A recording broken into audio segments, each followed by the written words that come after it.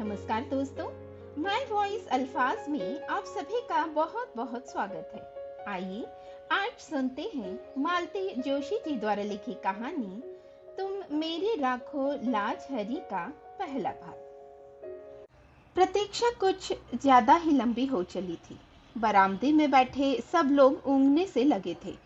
तभी कॉरिडोर से आती भारी पदचाप सुनाई दी और सबके सब एकदम सतर्क हो गए। यह अस्पताल के चिर परिचित सिस्टर लोगों की सौम्य किंतु सधी हुई पदचाप नहीं थी, बल्कि पुलिस के जूतों की भारी भरकम आवाज थी। पुलिस का वह सिपाही हमारे सामने से गुजरता हुआ बाहर निकल गया। कुछ ही पल बाद वह लौटा तो अकेला नहीं था, इंस्पेक्टर शुक्ला भी उसके साथ थे। होश में आ गई है शायद, एक सम्मिलित स्वर उभरा। संभवतः मैं उठ खड़ी हुई, पर मुझे इशारे से वहीं रोक दिया गया। मन मारकर मैं बैठ गई। अब सबकी चौकन्नी नजर मुझ पर थी। उसकी माँ, उसका भाई, उसकी बहन, सब मुझे घूर रहे थे। उनकी नजरों में एक अभियोग साफ साफ झलक रहा था। उन घूरती हुई आंखों से बचने के लिए मैं बाहर लॉन में आकर बैठ गई। उस छोटे से लॉन में कई लोग बैठे हुए थे, सब अपनी अपनी मुसीबत के मारे, सब अपनी अपनी चिंताओं में डूबे हुए। मेरी ओर देखने की किसी को फुर्सत नहीं थी। कोई नहीं जानता था कि यहाँ जो औरत बैठी हुई है वह कल तक एक शहीद की माँ थी। पर आज मैं क्या हूँ, यह तो संध्या का बयान ही तय करेगा। उसके परिजनों की आंखों में अगर अविश्वास, संशय या तिरस्कार है तो वह अस्वाभाविक नहीं है। संध्या को आत्महत्या के लिए प्रेरित करने के लिए अगर वे मुझे उत्तरदायी मान रहे थे तो इसमें आश्चर्य नहीं था। सास बहू का रिश्ता विवादास्पद ही होता है, फिर एक युवा सुंदर विधवा बहू के साथ तो लोग सामान्य रिश्ते की कल्पना भी नहीं कर सकते। खासकर बहू के नाम पर बैंक में एक मोटी रकम जमा हो तो यह संदेह और भी गहरा जाता है। ऐसी बहू के प्रत्याहरण का मोह शायद बहुतेरी सासों को होता होगा, पर मुझे विश्वास था कि संध्या मुझ पर यह तोहमत नहीं लगाएगी। इतना बड़ा झूठ वह नहीं बोल सकती, लेकिन अगर वह सच बोल गई तो तब उस शर्म को मैं कैसे झेल पाऊंगी। उस सच से तो कोई भी झूठ बेहतर है। मैं तो परमात्मा से प्रतिक्षण यही मना रही हूँ कि भले ही वह मुझे कटघरे में खड़ा कर दे, पर सच न बोले। कल सुबह से मैं यहाँ अस्पताल में बैठी हूँ। खबर पाते ही बंबई से उसकी माँ और भाई तथा दिल्ली से उसकी बहन आ पहुंची हैं। मेरी बेटी सविता भी लखनऊ से चल पड़ी है। अड़ोसी पड़ोसी नाते रिश्तेदार अस्पताल के चक्कर लगा रहे हैं, बारी बारी से आकर कुशल क्षेम पूछ रहे हैं, चाय नाश्ते की पेशकश कर रहे हैं। पर सविता के पापा शर्मसार होकर घर में ऐसे दुबक गए हैं कि एक बार झांकने भी नहीं आए। लोग समझ रहे हैं कि जवान बेटे की मृत्यु से वे इतना टूट गए हैं कि अब किसी नई त्रासदी का सामना करने की उनमें हिम्मत नहीं है। घर में बैठकर वे सबकी सहानुभूति और आदर बटोर रहे हैं और सारी जद्दोजहद से गुजरती मैं सबकी नफरत झेल रही हूँ, संदेह भरी नजरों से छलनी हो रही हूँ। इस हादसे के बाद मैंने प्राणपण से चाहा था कि संध्या अपने परिवार में वापस लौट जाए। मैंने बार बार यह संकेत दिया था कि हमें उसके रुपए पैसे से कोई मोह नहीं है, वह सब कुछ अपने साथ ले जा सकती है। उसके वहां रहने पर भी इस घर पर, यहाँ की धन संपत्ति पर उसका हक बना रहेगा। अपना बुढ़ापा हम अकेले काट लेंगे। बस हमें इस जिम्मेदारी से मुक्त कीजिए। इस जिम्मेदारी के चलते तो मैं बेटे के लिए रोना भी भूल गई थी। जब उन लोगों की ओर से कोई पहल नहीं हुई तो मुझे ही निर्णय लेना पड़ा। सविता के साथ मैंने उसे पूरे साजो सामान के साथ बंबई भेज दिया। उसके बैंक खाते के स्थानांतरण की व्यवस्था भी कर दी, लेकिन 15 दिन भी नहीं बीते थे कि वह बैरन चिट्ठी की तरह लौट आई। साथ में उसकी माँ भी थी। समधिन ने हाथ जोड़कर कहा, बहन जी, आपका इतना बड़ा घर है, लड़की कहीं भी पड़ी रहेगी, आपकी सेवा करके जिंदगी गुजार देगी। यह घर तो उसी का है, वह जब चाहे यहाँ आ सकती है। मैंने तो आपने कुछ अच्छा ही सोचा होगा, मैं जानती हूँ। घर की बात बाहर उछालनी नहीं चाहिए।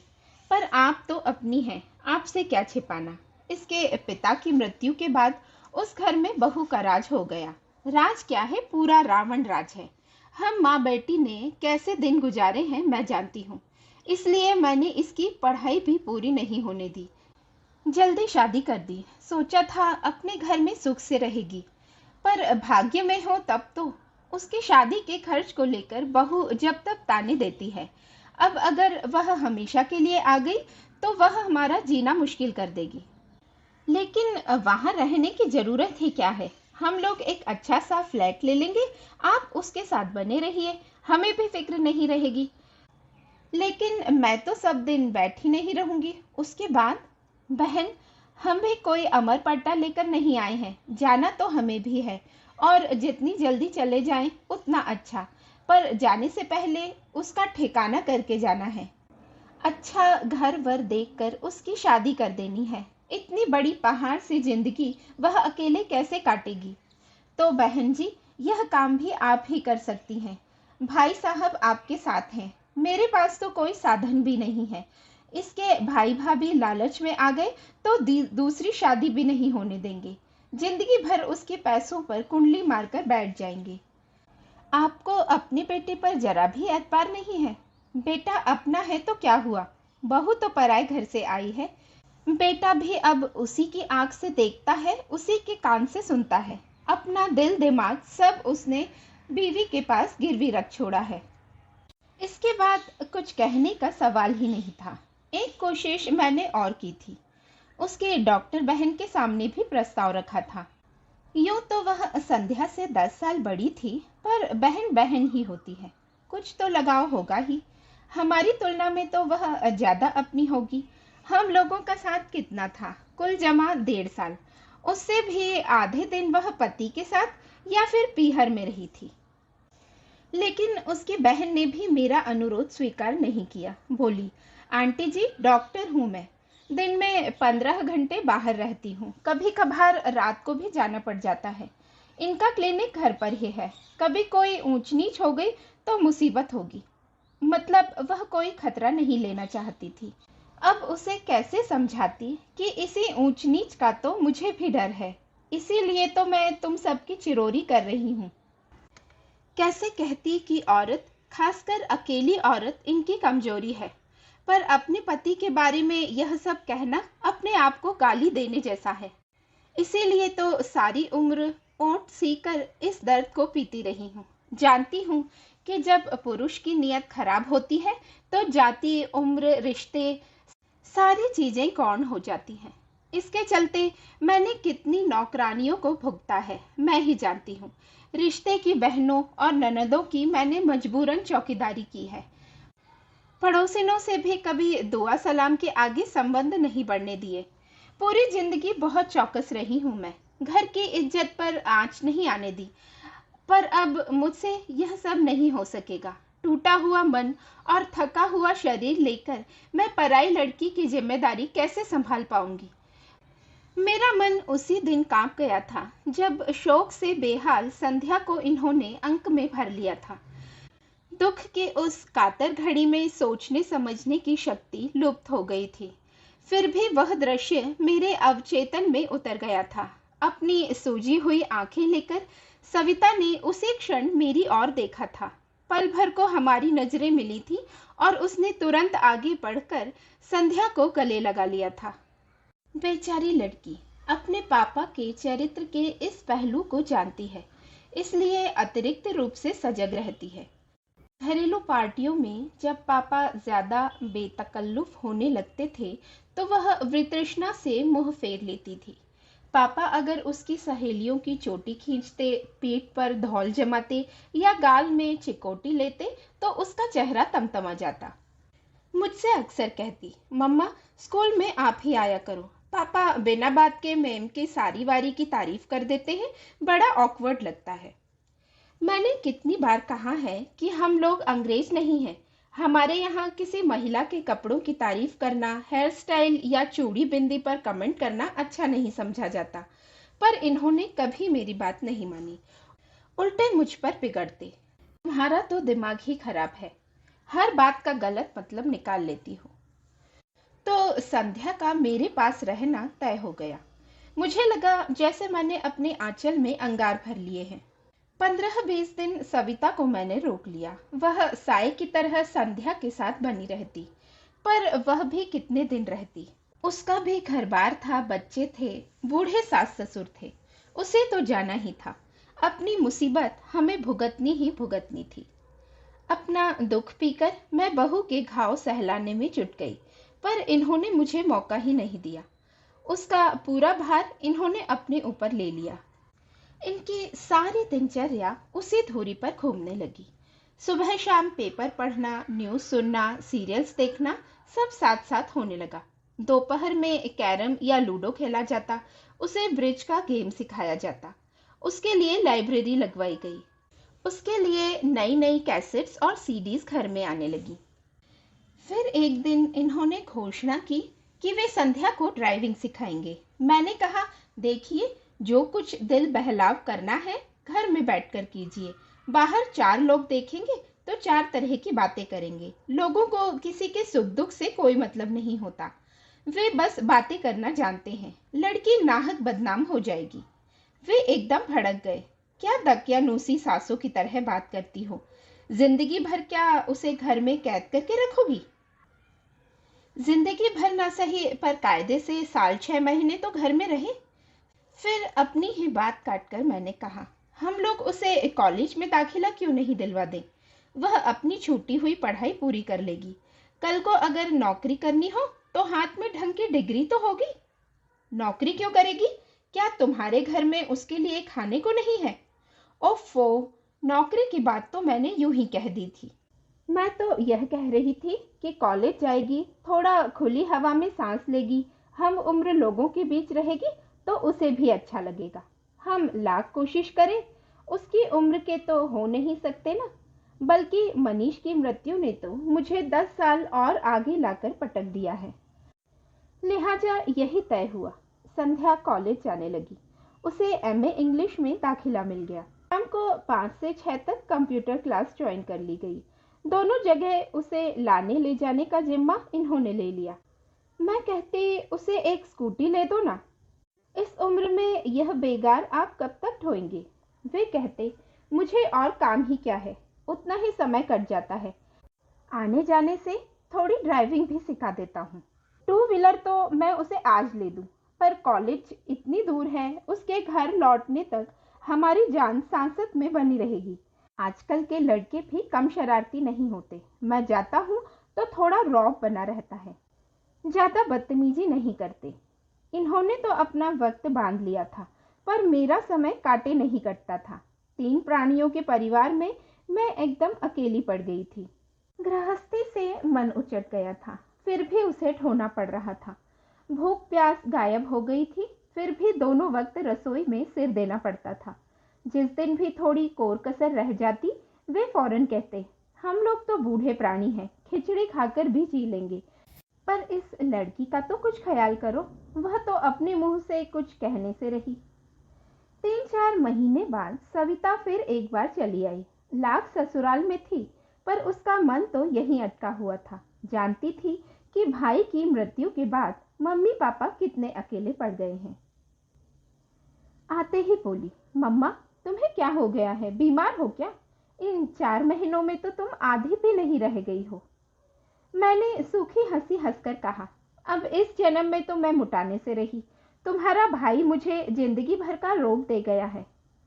2 दिन में ही उसे सारी दिनचर्या समझ में आ गई। बोली, यह क्या बात है मम्मा, दिन भर तुम ही लगी रहती हो, इसमें नई बात क्या है? तुम्हारी शादी के बाद से तो मैं अकेली ही सब कर रही हूँ, पर अब तो घर में संध्या है, उसे तुम्हारा हाथ बटाना चाहिए। पर उसके पास समय कहाँ है? क्यों? सुबह उसका कॉलेज होता है, ठीक है, पर शाम को तो खाना बना सकती है ना। सच कहूँ सभी, अब उसे कुछ भी कहते संकोच होता है। लगता है वह इस घर में मेहमान है। कहने की जरूरत क्या है, उसे खुद सोचना चाहिए। शायद अब उसको भी इन चीजों में रस नहीं रह गया है। पहले जब आती थी, मुझे रसोई में घुसने भी नहीं देती थी। सुबह शाम नई नई चीजें बनाकर खिलाती थी। अब उसका भी मन हट गया है, और ठीक भी है। यह उसकी गृहस्थी तो नहीं है, वह तो बस समय काट रही है। और सच तो यह है कि हम सब अपना समय काट रहे हैं। और ये पापा क्या कर रहे हैं? एकदम उसके ड्राइवर ही बन गए हैं। शाम का तो चलो ठीक है, पर सुबह तो अपने से जा सकती है।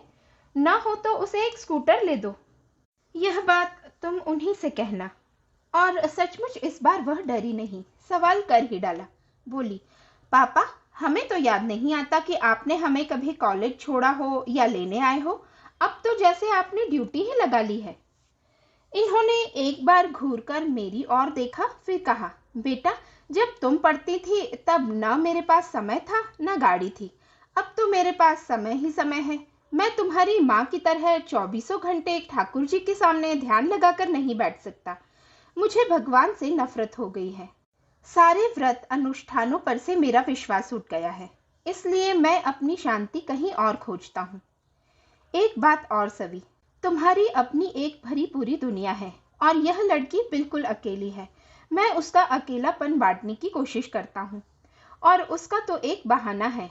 सच तो यह है कि मैं अपना ही अकेलापन बांटने की कोशिश कर रहा हूँ। आखिरी बात कहते कहते इनका स्वर कातर हो आया था। हम दोनों शर्म से जैसे पानी पानी हो गईं। अपने दुख को सहलाते हुए हम यह भूल ही गई थी कि मरने वाला इनका भी कोई था। वह इनकी भी आंखों का सपना था, बुढ़ापे की लाठी था, कलेजे का टुकड़ा था। हम लोग तो रोग आकर अपना दुख हल्का कर लेती हैं, पर ये तो पुरुष होने की विवशता को ढो रहे हैं। सारा हाहाकार मन में ही दबाए बैठे हैं।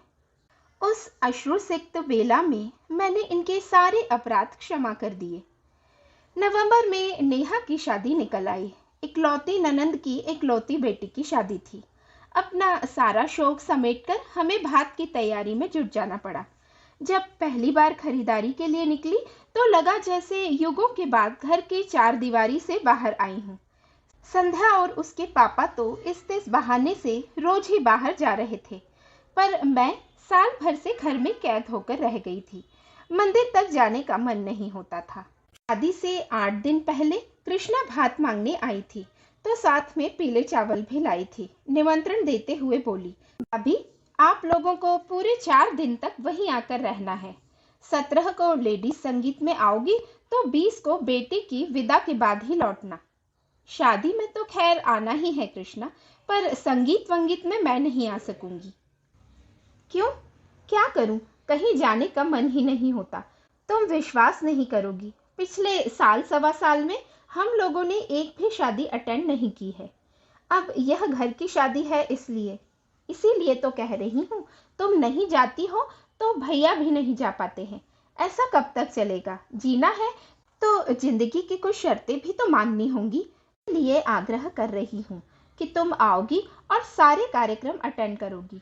सच कहूँ कृष्णा, इस लड़की को घर छोड़कर कहीं जाने का मन नहीं होता, तो उसे भी लेती आओ ना। ऐसे भी तो सब जगह आती जाती रहती है। सुरेश नरेश बताते रहते हैं कि अक्सर मामा के साथ गाड़ी में दिख जाती है। जरूर दिख जाती होगी।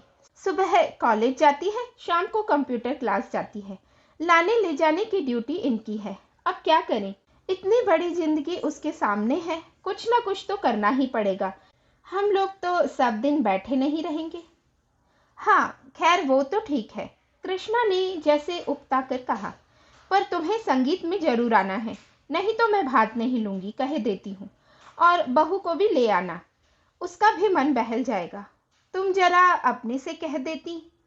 मैंने दबी जबान से कहा, पर कृष्णा ने ध्यान नहीं दिया। बहुओं को इतनी लिफ्ट देने के पक्ष में वह नहीं थी। बोली, तुम लोगों से कह तो दिया, वह क्या तुमसे अलग है? कभी कभी 2 शब्द भी लोगों को कितने भारी पड़ जाते हैं। बड़ी मुश्किल से संध्या को राजी किया जा सका। उसके बाद दूसरी समस्या सामने आई। मम्मी जी, मैं क्या पहनूं? यह बात नहीं कि उसके पास कपड़ों की कमी थी, वह तो रोज ही बाहर जा रही थी, अपनी मनपसंद पोशाक और मनपसंद रंग पहन रही थी। मैंने कभी टोका टाकी नहीं की, मेरा तो उस और कभी ध्यान भी नहीं गया। पर यह प्रसंग अलग था और इस बात को संध्या भी समझती थी। वहां उसे एकदम वैरागिन बनकर तो नहीं ले जाती, फिर भी कुछ सतर्कता बरतना जरूरी था। वहां तमाम जाति बिरादरी की महिलाएं होंगी, कृष्णा के ससुराल वाले भी होंगे। जरा सी चूक हुई नहीं कि सबको चर्चा के लिए विषय मिल जाएगा। अपनी सारी अलमारी खंगालकर मैंने उसके लिए मोतिया रंग की एक साड़ी निकाली। मोती मूंगे वाला एक हल्का सा सेट निकाल कर दिया। उसका सहज सौंदर्य उतने से ही खिल उठा। अपने लिए मैंने उससे भी हल्के रंग की एक चंदेरी निकाल ली। इन्होंने देखा तो बेहद नाराज हुए। तुम दोनों मेरी बहनों के यहाँ मंगल गीत गाने जा रही हो या मातम करने? मैंने कहा, प्लीज आप हमारे बीच में ना पड़िए। 4 लोगों के बीच में जरा सोच समझ कर ही जाना होता है। फिर ये कुछ नहीं बोले, पर पूरे समय मुंह फुलाए रहे। हम लोग जब पहुंचे तो कार्यक्रम शुरू हो चुका था। नेहा की सहेलियां किसी फिल्मी गीत पर नाच रही थीं। हम लोगों के पहुंचते ही कुछ क्षण को नृत्य रुक गया। सबकी आंखें संध्या की ओर उठ गईं। उन लोगों में कौतूहल था, करुणा थी, ईर्ष्या थी और उपहास भी। कृष्णा ने आगे बढ़कर मुझे अंक में भर लिया और वरिष्ठों की पंक्ति में लाकर बैठा दिया। संध्या असमंजस में थोड़ी देर तक खड़ी रही, फिर चुपचाप मेरे पास आकर बैठ गई। वहां इतनी सारी लड़कियां थी, पर किसी ने यह नहीं कहा कि भाभी मेरे पास आकर बैठो।